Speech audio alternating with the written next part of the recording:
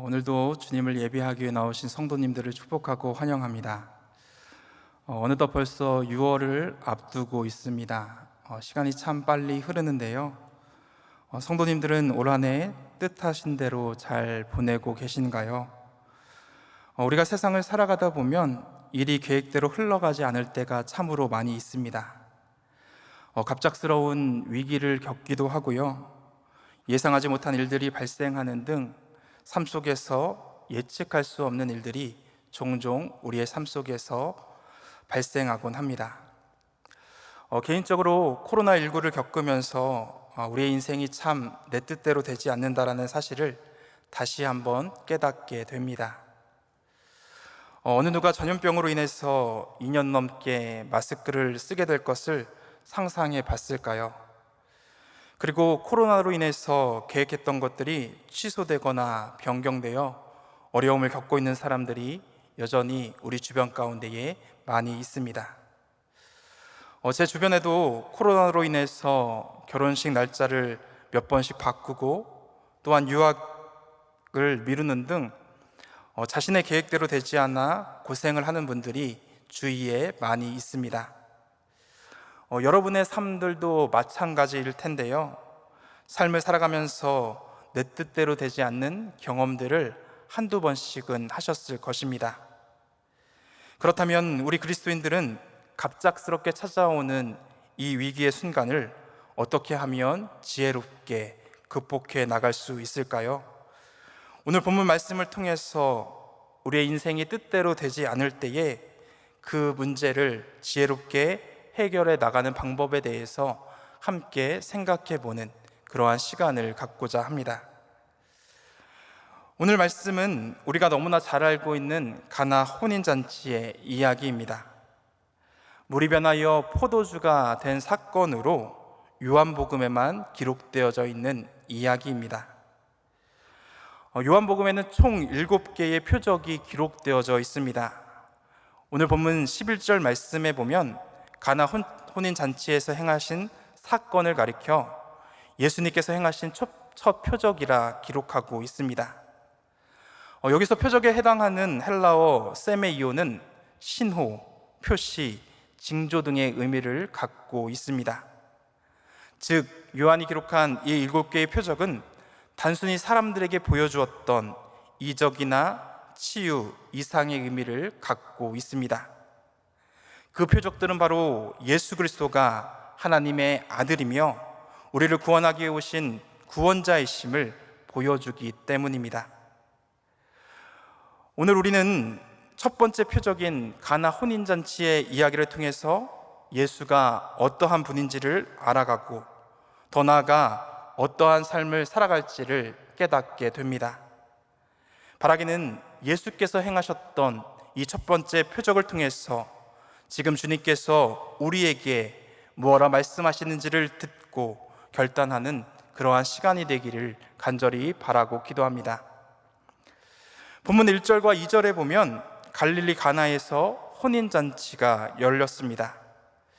누구의 혼인잔치인지 기록되어 있지는 않지만 그 잔치에 예수님과 제자들 그리고 예수님의 어머니인 마리아가 초대를 받았습니다. 그런데 3절에 보면 그 혼인잔치에 뜻하지 않은 문제가 하나 발생하게 됩니다. 여러분, 어떠한 문제였습니까? 그것은 바로 잔치가 한창 진행되는 도중에 포도주가 떨어진 것이었습니다.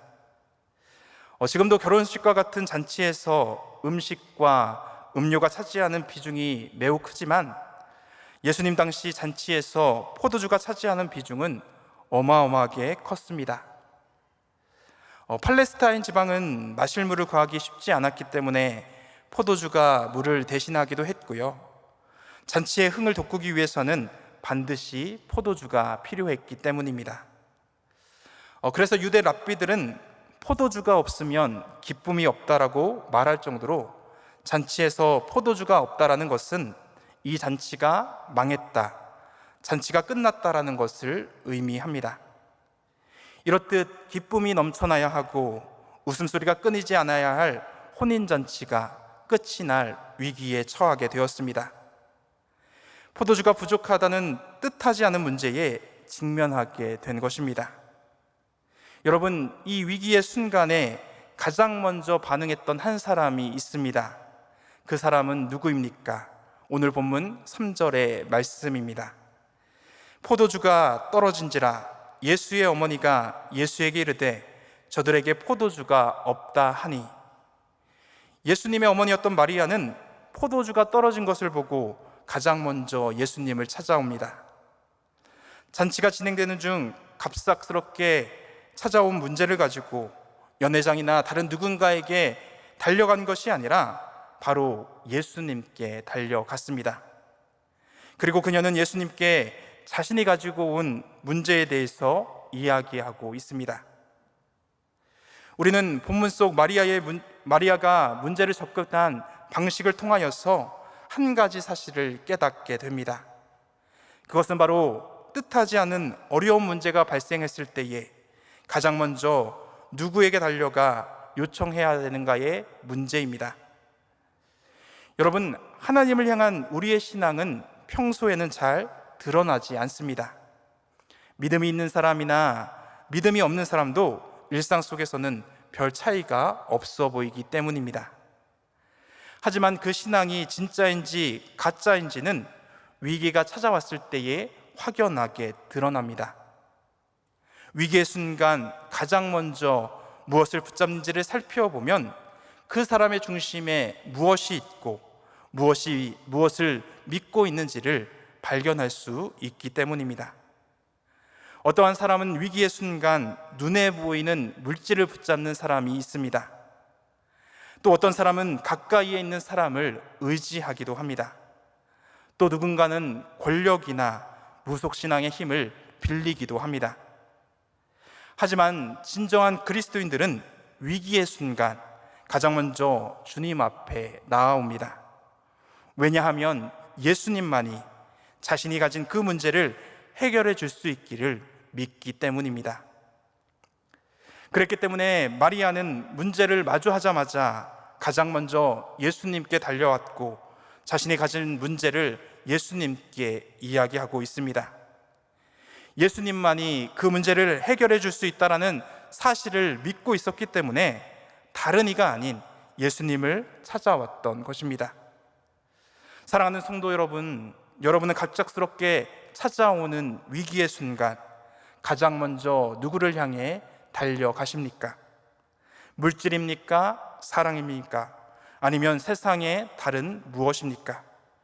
우리가 정말로 예수님을 자신의 삶의 주인으로 모시고 있다라고 한다면 위기의 순간 가장 먼저 찾아야 할 분은 예수 그리스도이십니다.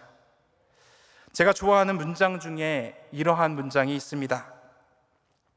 예수 그리스도가 모든 것을 다 해본 이후에 어쩔 수 없이 선택하는 마지막 수단이 아니라 항상 우리의 첫 번째 선택이 되어야 한다. 항상 우리의 첫 번째 선택이 되어야 한다. 그렇습니다. 사실 우리가 예수님 앞에 나아갈 때를 생각해 보면 세상의 방법들을 다 동원해서 모든 것을 다 해보고 난 이후에 마지막 수단으로 주님 앞에 나갈 때가 너무나도 많습니다. 하지만 진정한 그리스도인이라고 한다면 어떠한 상황과 환경 속에서도 항상 예수님 앞에 먼저 나아가야 합니다. 백악관을 기도실로 만든 대통령 링컨이라는 책에 보면 미국 제16대 대통령 링컨의 신앙과 삶의 모습이 고스란히 담겨져 있습니다. 특별히 이 책을 살펴보면 링컨이 다른 어떠한 것보다 예수 그리스도가 그의 첫 번째 선택이었음을 우리는 알 수가 있습니다. 그는 남북전쟁 중에도 하나님 앞에 나와 기도하는 것을 멈추지 않았습니다. 1863년 4월 30일에 링컨은 그날을 금식 기도일로 선포하고 온 국민에게 함께 금식하며 기도하자고 호소했습니다. 또한 1865년 하퍼라는 잡지에 실린 링컨에 대한 기사를 보면 그가 항상 하나님께 나와 기도하고 하나님을 첫 번째 선택했던 사람임을 우리는 발견하게 됩니다. 제가 그 책의 일부를 발췌해서 읽어드리도록 하겠습니다. 링컨은 성경을 읽고 기도하는 일을 멈춘 적이 없다. 나라가 어려울 때에는 더욱더 하나님을 바라보았다. 나는 앞이 캄캄할 때마다 무릎을 꿇고 하나님의 도움을 구합니다. 그러면 하나님께서 빛을 비추어 주십니다라고 링컨은 말했다. 사랑하는 성도 여러분, 여러분은 어떠합니까? 예수 그리스도가 여러분의 선택 중 가장 마지막 수단은 아닙니까? 아니면 항상 첫 번째 선택이 되고 계신가요? 바라기는 오늘 말씀 속 마리아처럼 백악관을 기도실로 만든 링컨처럼 크고 작은 일에도 가장 먼저 예수님께 나와 물을 수 있는 믿음의 자녀가 되기를 바라고 기도합니다. 그러할 때에 하나님께서 우리를 가장 좋은 길로 인도해 주십니다. 이어지는 본문 4절에 보면 마리아의 요청을 들은 예수님의 반응은 우리의 예상을 조금 벗어나고 있습니다. 본문 4절의 말씀입니다. 예수께서 이르시되 여자여 나와 무슨 상관이 있나이까? 내 때가 아직 이르지 아니하였나이다. 개인적으로 육신의 어머니 마리아의 부탁에 예수님께서 흔쾌히 그 부탁을 들어주실 것이라 생각했지만 예수님의 반응은 예상 밖이었습니다. 예수님께서는 포도주가 떨어진 일이 나와 무슨 상관이 있느냐며 마리아의 부탁을 거절하는 듯 보이기 때문입니다. 만약 여러분이 마리아였다고 한다면 그 상황 속에서 어떻게 반응했을까요? 자신의 아들이었던 예수가 자신의 요청을 무시한 것에 대해 괘씸하게 생각하거나 불만을 갖지 않았을까요? 하지만 이어지는 말씀에 보면 마리아는 예수님의 거절에도 포기하지 않고 있습니다. 본문 5절의 말씀입니다. 그의 어머니가 하인들에게 이르되 너희에게 무슨 말씀을 하시든지 그대로 하라 하니라. 마리아는 하인들에게 예수님께서 말씀하시는 대로 순종할 것을 당부하고 있습니다. 포기하지 않고 계속해서 예수님께 문제를 해결해 주실 것을 요청하고 있는 것입니다. 이렇게 마리아는 예수님의 거절에도 끈질기게 문제를 놓고 매달리고 있습니다. 우리는 이러한 마리아의 모습 속에서 주님 앞에 나가야 할 우리의 자세를 배우게 됩니다. 여러분, 우리가 신앙생활을 하면서 가장 부족한 것 중에 하나가 바로 끈기입니다. 우리는 우리가 생각하는 것만큼 예수님께 간구해보고 그것이 이루어지지 않으면 쉽게 포기해버리는 경우가 많이 있습니다. 자신이 가진 문제를 가지고 끝까지 주님께 붙잡고 매달리는 것이 아니라 너무나 쉽게 포기하는 것이죠. 그러다 보니 문제가 해결되지 않을 때가 있고요. 또한 그 문제가 해결되었다 하더라도 간절히 구하지 않았기 때문에 그것이 하나님께서 베푸신 은혜임을 깨닫지 못할 때가 더욱 많습니다. 이렇듯 우리가 기적을 경험하지 못하는 것은 하나님께서 일하시지 않으셔서가 아니라 우리가 주님 앞에 끝까지 매달리지 않기 때문입니다. 미국의 영향력 있는 목사 중에 리디머 교회를 담당하는 팀 켈러 목사님이 계십니다. 그분의 책 기도해 보면 우리가 끊임없이 하나님께 간구해야 하는 이유에 대해서 다음과 같이 이야기하고 있습니다. 어느 경우에든 기도가 최선이다. 기도는 노를 젓는 일이나 마찬가지이기 때문이다. 때로는 어둠 속에서도 노를 저어야 한다. 앞으로 나가고 있는 것조차 분간할 수 없는 순간에도 말이다. 하지만 멈추지 않는다면 다시 바람이 일고 돛을 펼치고 순항할 것이다. 바람은 반드시 불어온다. 그렇습니다. 우리가 포기하지 않고 기도의 노를 계속해서 젓는다면 언젠가 바람이 불고 그 배는 순항을 하게 될 것입니다. 그러므로 하나님을 향해 노젓는 일을 멈추어서는 안 됩니다. 사랑하는 성도 여러분, 여러분은 어떠한 문제를 가지고 주님 앞에 나아오셨습니까? 주님께 간구하는 그 문제가 여전히 해결되지 않고 주님께서 응답하지 않는 것처럼 느껴진다 하더라도 오늘 말씀 속 마리아처럼 끝까지 주님께 매달릴 수 있는 믿음의 백성들이 되기를 간절히 바라고 기도합니다. 그러할 때 주님께서 여러분들이 가지고 나온 문제들을 주님의 식과 주님의 방법으로 해결해 주시고 우리의 연약하고 부족한 부분들을 반드시 채워 주실 것입니다. 오늘 본문 6절과 7절의 말씀입니다. 거기에 유대인의 정결 예식에 따라 두세 통 드는 돌 항아리 6이 놓였는지라 예수께서 그들에게 이르시되 항아리에 물을 채우라 하신즉 아기까지 채우니. 결국 예수님께서는 마리아의 간절한 요청에 응답해 주십니다. 예수님께서 하인들을 향해서 명령하고 계신데요, 그 명령은 정결 예식에 따라 놓인 돌 항아리에 물을 채워 떠서 연회장에게 가져다 주라는 그러한 명령이었습니다. 당시 유대인들은 규례에 따라 식사 전에 손을 씻었고 또한 초막절과 유월절과 같은 큰 절기마다 자신을 깨끗하게 하기 위해서 집 입구에 돌 항아리를 놓았습니다. 위생적인 목적이 아니라 종교적인 규례 때문에 가져다 놓은 것이었습니다. 유대인들은 종교적인 행위와 습관을 통해서 자신들의 죄가 씻김을 받고 문제가 해결될 수 있다라고 믿었던 것인데요, 그래서 그들은 종교적인 규례와 습관을 무척이나 중요하게 생각했습니다.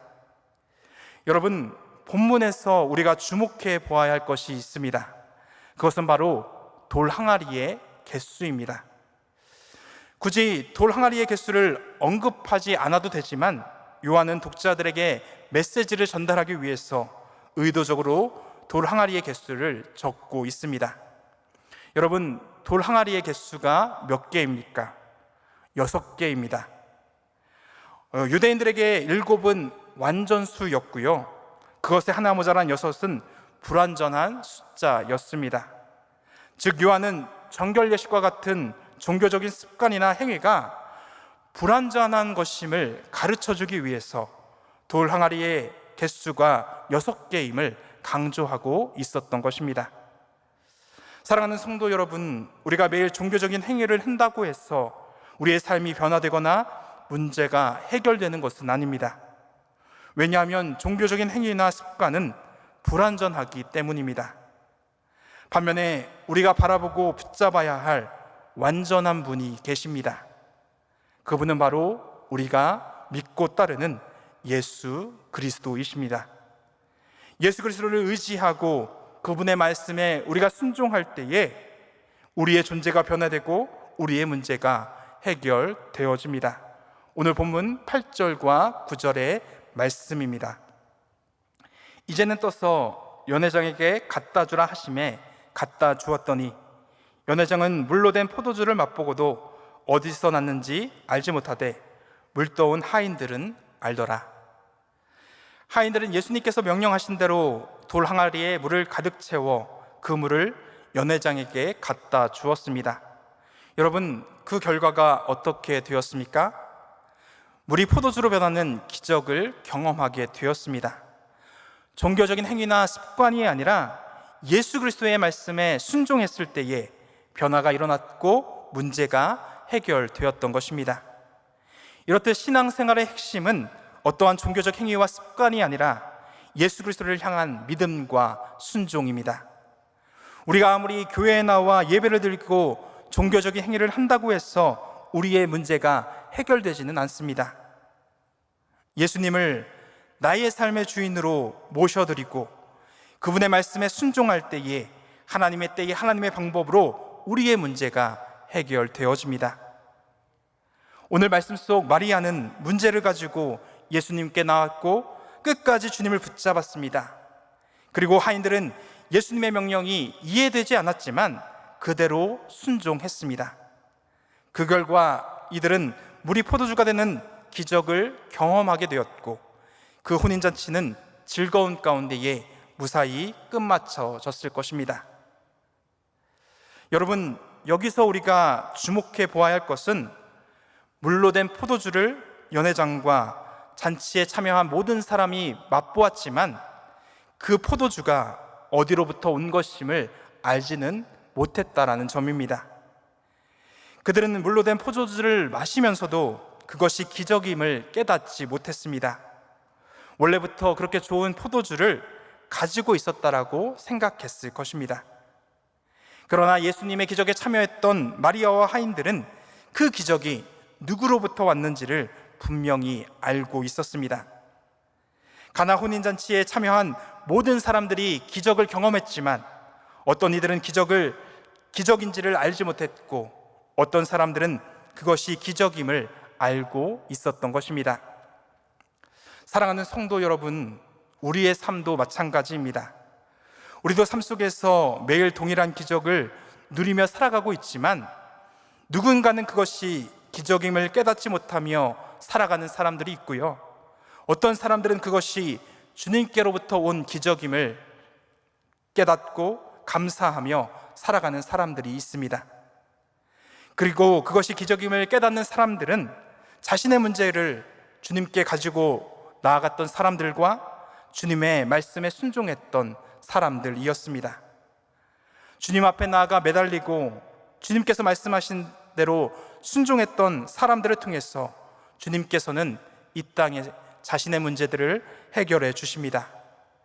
그리고 그 문제를 위해 기도하고 그 말씀에 순종하는 사람들만이 그 일이 주님께서 행하신 일임을 깨달아 알 수 있는 것입니다. 사랑하는 성도 여러분, 그렇다면 여러분은 어떠한 부류의 사람들입니까? 연회장처럼 물로 된 포도주가 어디로부터 왔는지 모르는 채 살아가고 있는 사람들은 아닙니까? 아니면 마리아처럼 문제를 가지고 주님 앞에 나아가고 하인들처럼 주님의 말씀에 순종함으로써 그 기적이 주님께로부터 온 것임을 깨닫고 살아가는 믿음의 백성들입니까? 바라기는 우리 세문안교회 모든 성도님들이 기도와 순종을 통해서 일상에서 경험하는 그 기적이 주님께로부터 온 것임을 깨달아 알 수 있는 믿음의 백성들이 되기를 간절히 바라고 기도합니다. 이제 말씀을 정리합니다. 우리가 살아가다 보면 뜻하지 않는 어려움과 문제를 만나게 될 때가 있습니다. 그러할 때에 우리가 가장 먼저 달려가야 할 곳은 세상이 아닌 우리의 삶의 주인이시는 예수 그리스도의 품입니다. 세상과 우리의 종교적인 행위는 불완전하지만 예수 그리스도 한 분만은 완전하신 하나님이기 때문입니다. 완전하신 우리 주님을 끝까지 붙잡고 그분의 말씀에 순종할 때에 우리의 문제가 해결되고 그것이 주님께로부터 온 것임을 우리는 깨달아 알 수 있습니다.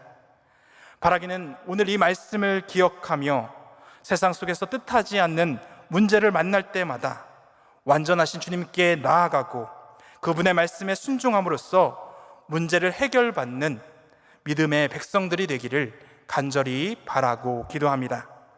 함께 기도하시겠습니다. 사랑의 아버지 하나님, 우리를 주님을 예배하는 자리로 불러주시고 주님의 말씀을 듣게 하여 주시니 참으로 감사합니다. 우리에게 뜻하지 않은 문제가 찾아올 때마다 세상을 향해 달려가는 것이 아니라 오늘 말씀 속 마리아처럼 가장 먼저 주님께로 달려갈 수 있는 믿음과 용기를 허락하여 주옵소서. 주님을 찾는 것이 모든 것을 다 해보고 난 이후에 어쩔 수 없이 선택하는 마지막 수단이 아니라 우리의 첫 번째 선택이 되게 하여 주옵소서. 때로는 우리의 기도가 응답되지 않는 것처럼 느껴질 때도 있습니다. 그때에도 마리아처럼 끈기를 갖고 주님께 매달리게 하여 주시고 오늘 말씀 속 하인들처럼 주님의 말씀에 온전히 순종함으로써 하나님의 때에 하나님의 방식으로 문제를 해결받는 믿음의 백성들이 되어줄 수 있도록 주님 인도하여 주옵소서. 우리의 삶의 참 주인 되시는 예수 그리스도의 이름으로 간절히 기도드립니다. 아멘.